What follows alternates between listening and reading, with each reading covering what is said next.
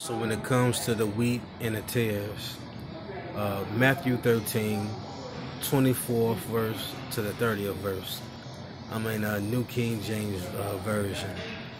Um, Another parable he put forth to them, saying, the kingdom of heaven is like a man who sowed good seed in the field. I'm going fast because I don't have much data left. A storage room left. The kingdom of heaven is like a man who sowed good seed in his field. If you sow seeds for pumpkins in the big field, you know, you're going to have all the same size pumpkins, just like having angels all over the place, right? Bam. And then, but while a man slept, his enemy came and sowed tares among the wheat and went his way.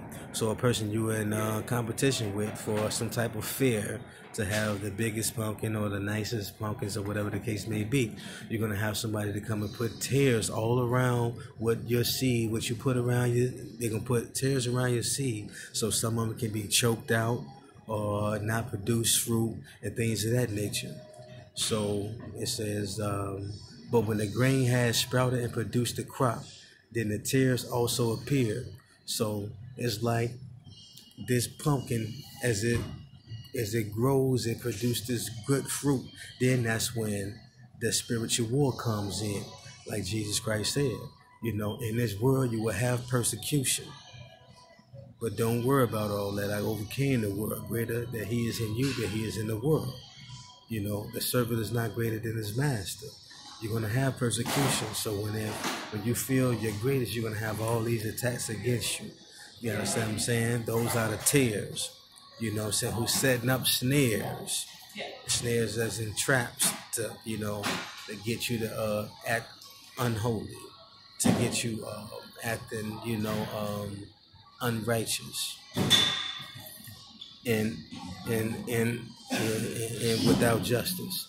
So the servants, of the owner came and said to him, "Sir, did you not sow good seed in your field? How does how come it has tares?" So then that's when people who serving God is going to go to God like, man, why is all this happening? And I got tares. I produce. I sowed the seed like I was supposed to, but it's producing tares, and all this, and that, and the third. Questioning God. Like the book of Job. Job didn't question him. You know what I'm saying? He's not going to curse God's name and everything like that. So that's when God answered and said, he said to them, an enemy has done this. The servant said to him, do you want us then to gather them up? So when God said the enemy done it, who was the enemy? The adversary is Satan. So it was like, Satan did that. I ain't do that. Satan did that. That's what Satan does. That's why you got to be alert, be sober-minded, right? So then, that's when he was like, no, did I tell you? He said, I told you to love your enemies and bless those who curse you. So now I want you to go put hands on them and do all this because Jesus Christ overcame the spirit. No, he seek that nobody should be should perish, right? So then that's when he said, but he said, no, lest while you gather them up, gather up the tares, you also uproot the wheat with them. Because you got people who are wheat following the tares because they're, bamboozled, they hoodwinked, they're being deceived.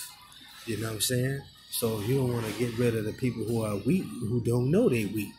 They think they tares, You got some people who act gay, don't even know that you're not really gay. You just raised around all this stuff. You're just acting like that because this is your environment.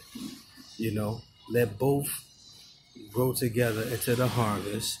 And at the time of the harvest, I will say to the reapers, first gather together the tares and bind them in bundles to burn them, but gather the wheat into my barn. The barn will be heaven, will be, sifting the wheat, bringing them up to heaven, the rapture. Which pretty much sound like the rapture to me. When it comes to the serpent seed, serpent of old is Satan, right? So then anything that's of Satan will be a serpent seed. Demons or whatever the case may be. So Mark 16, 16 and 18. If the video cuts off, check that out. But anyone who believes is baptized will be saved, right? So there's no need to know or question if you are a seed of Satan or serpents. But anyone who refuses will be condemned. and miraculous signs will accompany those who believe. They will cast out demons in my name, and they will speak in new languages. They will also handle snakes in safety. Snakes are people who are cunning, deceive, and everything like that. You know what I'm saying? So a pimp takes away a female from the family and abuse her and puts fear in her, and then makes them not want to go back to their family. Sort of like what they saying about this famous person did to these other people. You know what I'm saying? But there's a choice that you're given, and you know what I'm saying? And but believers will be able to place hand on the sick and they'll be healed.